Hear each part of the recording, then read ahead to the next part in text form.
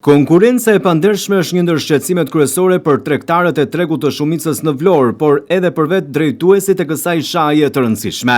E ndërsa jemi në sezonin veror dhe kur kërkesat janë të larta për konsum, duket se furgonët, të cilët janë evidentuar nga tregu i shumicës, por edhe nga vetë tregtarët, ushtrojnë aktivitet të palishëm, jo vetëm në rrugët e qytetit, por furnizojnë në mënyrë të palishme edhe dyqanet e pakicës. Një situatë kjo problematike, e cila vendos në vështirësi tregtarët e tregut të shumicës në Vlorë. Edhe pse është bërë kërkesë zyrtare policisë bashkiake, ajo nuk ka reaguar, ndërsa sipas vetë tregtarëve të tregut të shumicës, janë evidentuar mbi 15 furgon, të cilët qarkullojnë në Vlorë dhe në mënyrë të palishme, duke prishur konkurrencën e ndershme dhe duke dëmtuar tregtarët dhe fermerët e ndershëm të Vlorës, të cilët zgjojnë qysh në orën 2 të mëngjesit për të zhvilluar aktivitetin në tregun e shumicës, ushtrojnë aktivitetin në mënyrë të palishme dhe pa u shqetësuar nga askush. Tregtarët e tregut të shumicës në Vlorë e ngrënë me shqetësim këtë gjë në opinionet e dhëna për televizionin 6+1 Vlora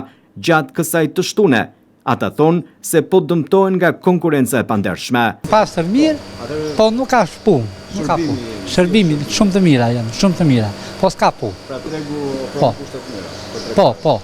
Po vetëm se s'ka punë. Ka rënë shumë fare, edhe nuk ka rënë se nuk vinë dyqanet që të blejnë këtu.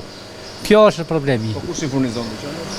Furnizon i fugonat, beras, përmetarë, kolçarë, qatë të Po është në mënyrë ilegale? është shumë keq. Në fakt duhet që të bëj Të vinë këtu, të gjithë të vinë këtu. Ajera do jetë mirë për neve.